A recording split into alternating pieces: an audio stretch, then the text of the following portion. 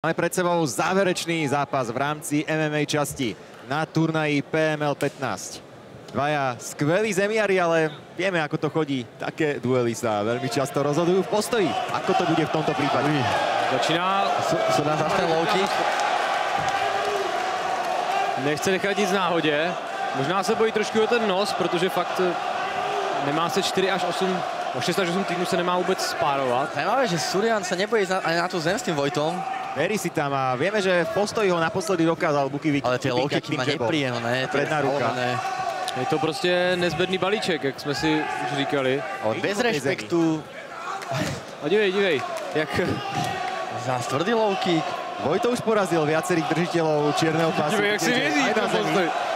Ryan Surjan je veľmi nepríjemný zápasník. A určite nie ľahký super. Množstvo víťazstiev na jeho konte, dokonca... Já úplně slyším písničku Can Be Touched, když vidím, jak se hýbe tou hlavou. Udívej na to. Ole. Mnoho výhier pred nimi, Tomáš 18, ale nemal v Brazílii superov takejto úrovne. Teraz čelí Vojtovi Barborikovi. Bývalá svetová 135-ka v rámci pérovej váhy. Je dlho považovaný za naozaj klenot tej našej scény, ale mal tam obrovskú smolu na zranenia. Teraz sa to snaží dohnať. Dobrý hák od... Už aj Vojto tam naznačil ten takedown. Pozor, Surjan chce jít na zem s Vojtou Barborikem. Čo je niečo, čo sa nám nedieje často. Otázka, jestli si udělal přípravu a podíval se na to, co je Vojta zač a i tak si věří, alebo se na to prostě vykašľal. Má tu zem dobrou, je čierny opasok BJJ. Veľa tých súťaží aj Naga v Brazílii a tej Južnej Amerike má za sebou. A teď se trošku jak neandertálec zavěsil na nohu a čeká, co se bude dít. Prvá väčšina tých jeho výhier bola práve na submisiu, celkovo 14 v jeho zbierke.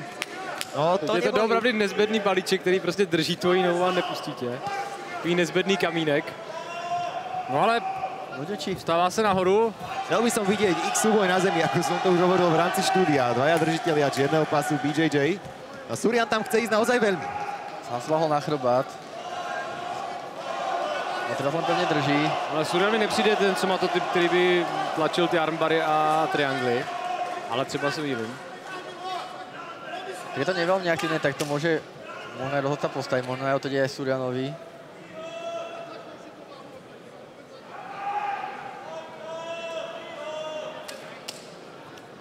Zatím napomíná referí k aktivitě. By to mohol Konerovca postaviť, lebo tam aktivita vlastne zo žiadnej strany, žiadna iniciatíva.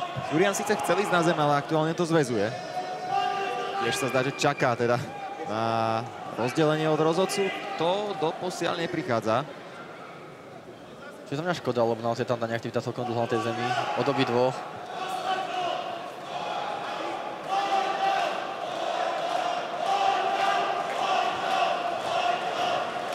Zafixoval obě nohy a zatím se nic moc neděje.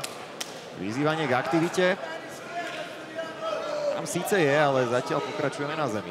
Ešte minútka a pol nám ostáva do konca úvodnej 5-minútovky. Surjan zatiaľ všetky tie svoje výhry, ktoré má pred limitom, ale zaznamenal v prvom kole. Mimo toho prvého kola vyhral len raz, ale to bolo, myslím, na diskvalifikácii.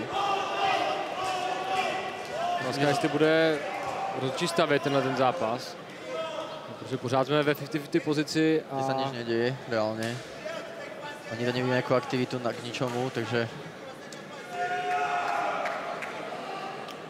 A je to těžké, protože vlastně Surjan svazuje Vojtu Barborika ze všech sil. A když vás někdo prostě drží přikovaného k zemi, tak je těžké. Vykazajú tam ale lakte už od Vojta.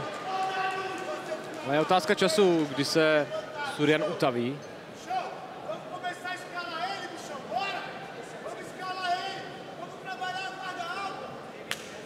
Opäť upozornenie od rozhodcu, ale na zemi pokračujeme. Neviem, či to mám komentovať. Troška strážil zápas dynamiku za mňa zbytočne. Reálne poďme už tak 3 minúty v jednej pozícii, kde sa reálne nič nedieje. No, Surjan totiž drží ty své ruce svázané, podívej na to. Na těch zádech a prostě... No, 20 sekund nám ostáva. Dokázá doslova jako přežívá tohleto kolo, teď se Vojto dostává nahoru. Ešte tam môže niečo pokúsiť pridať. Na záver kola. Určitě 10 vteřin odklepáno, teď by měl udělat Vojto závěr, aby to kolo šlo jasně na jeho stranu. I přesto, že nejspíš půjde. Teraz to rozhodca postaví. Tak to si zabil.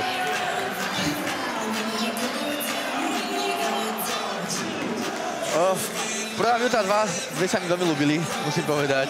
Danek Surian... Krásná práce hlavou. Áno. Head movement. A potom sme tu 3 minúty doslova beležali na zemi. To je za mňa veľká škoda, lebo ten zápas mal plná celkom dobrú dynamiku. Zabudíme na tie posledné 3 minúty a máme tam tie prvé dve a pokračujeme druhým kolom. A začíname v postoji. To je nepríjemné low-kicky od toho Suriana, keď to viac kopal taký calf kick, keď mu to tam chytal Vojta, Do toho dostal celé tělo do toho dával, do těch low. Áno. A tady, koukej. A tu aj trafil nepríjemný hák predný. Tady šel Vojta po takedownu, ale Surian to přebral a zavěsil se na nohu. Vojto, myslím, ubránil práve všetky takedowny v tom legendárnom zápase s Ivanom Buchingerom, kedy to mali na 5 kôl. Množstvo zemiarských scramblov, bodové lístky teda jasne v prospech Vojta Barboríka, 10-9. Prvé kolo získal všetkým rodcom na svoju stranu. Roh červený, Vojto Barborík.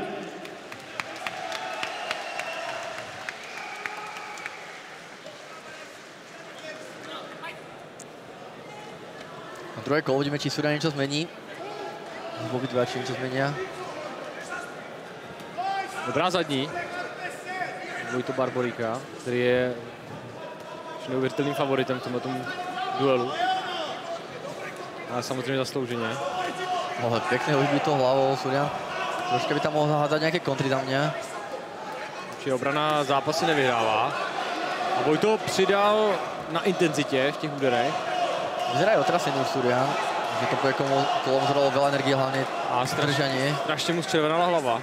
Úplně, že mu ladí s těma boxerkama. Trošku sa to začína podobať aj na ten duel. Nepríjemný hajk od Vojta. Kasoval stále tá predná ruka od Bukiho. Tá bola vtedy kľúčová. No a je to podobne. A Vojto triafá aj tie spotky. Ale pořád má ten přehled. Tam je to pridať tie kontry, ten low-kick je výborný. Vidíme troška červené stehno na Vojtu. Ideme na zem. Teď to bylo takový zvláštní týk, já jsem toho neviděl. Kdyby do něj strčil, on prostě spadl. Deja vu. A opět, minuta v postoji a snad nebudeme 3 minuty v této pozici. Uvidíme, koľko energie má Surian reálne tam udržať, lebo to tam vlastne zamýkal, tavil sa veľmi. Uvidíme aj výkon rozhodcu, či tento raz bude vedieť postaviť tých zápasníkov.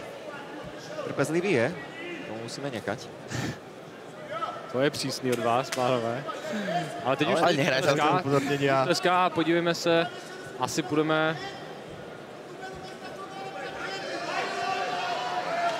Tak nepůjdeme.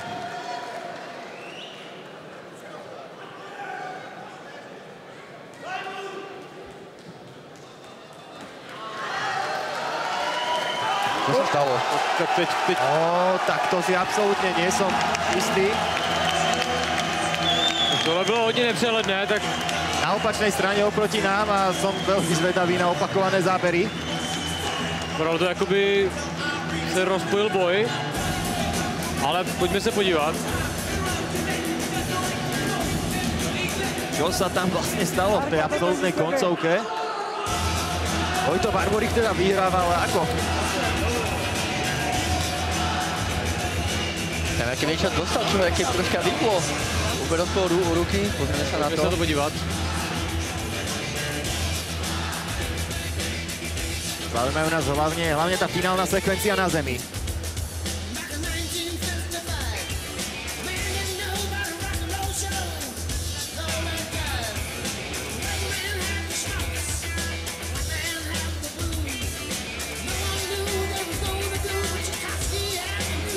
Aha, tady byl loket a dobrá. To byl loket. Áno, tam nepríjemný lakeť. To jsme neviděli. Mal tam výborný lakeť trafený, ktorý Suriana úplne otriasol. Sme tam povolili, prišli ďalší pár úderov a bolo vlastne po zápase. V rámci hlavného MMA zápasu na karte PML 15 víťazí v druhom kole po 2 minútach a 8 sekundách na TKO roh červený Vojto NRP Barborík. Ďalšie ukončenie pre slovenského bojovníka Vojta Barboríka. Tretí víťazný zápas pod hlavičkou organizácie PML. Vojto, celkom neprehľadný záver pre nás. Skús nám popísať, ako si videl tú úplnú koncovku, čo sa tam presne stalo z tvojho pohľadu. Tak, robil som vlastne na konci to isté, čo na konci teda toho prvého kola. Skúsil som to zamixovať aj s tými kopmi a tak. A videl som, že nemá pohyb na nohách, tak som to preniesol na zem. A tie lakte, videl som, že on ma len zväzuje, takže sa vysiloval. Tie lakte mi tam sedeli aj v prvom kole. A jeden som taký dobrý natiahol, aj s bedrom som sa tam dobre vytočil. A skôr ja som periférne od rozhodcu zbadal, že už tedy tam chcel skákať, že zbadal, že ten Surya nie je prívedomý, tak tam som ešte pustil sériu 2 úderov a vlastne následne na to som vyhral. Ďalšie víťazstvo pred limitom, naozaj ich zbieraš vo veľkom štýle, rovnako aj tretie víťazstvo v PML-ke, ale vieme, že ty už máš potvrdený zápas na Oktagone, takže v pondelok rovno naspäť na tréning. Presne tak. Víkend si užijem s rodinkou, s kamarátmi, ktorí ma došli podporiť, za čo veľmi ďakujem. Moja skvadra, moja rodina tuto. Všetkým ďakujem, celému tímu, mojim trénerom, všetkým sparring partnerom. A od pondelka ideme zase do roboty. Zase mám pol týždňa, nás čaká zápas na Oktagone. Týmto chcem poďakovať hlavne aj PML, že mi dal tú možnosť. A podržal ma v ťažkých časoch, keď som bol po tých zraneniach. Nezanevrali na mňa, takisto aj Oktagon. A myslím, že sa to vyplatilo. Ľudia, dúfam, že sa vám ten zápasy ľúbia. A vidíme sa v Oktagone. A neskôr možno aj tu. Ďakujem všetkým za všetku podporu. Sme naozaj poctení, že sme ťa mohli po tretíkrát vidieť v organizácii PML. Vojto, gratulujeme, ďakujeme za ďalší výkon a prajeme veľa šťastia aj v tvojom ďalšom dueli v Oktagone. Ďakujem veľmi pekne, ďakujem všetkým a užite si pekný zbytok večera. Gala večer PML 15 nám pokračuje o chvíľku štúdio a ešte medzi tým aj tu pre fanúšikov v hale môžete ísť napríklad si kúpiť náš merch a zaradiť sa do súťaže o lístky na podujatie Oktagonu Vedenie. Takže o chvíľku pokračujeme štúdiom Gala večer PML 15 v Žiline. Život je plný rôznych nečakaných situácií.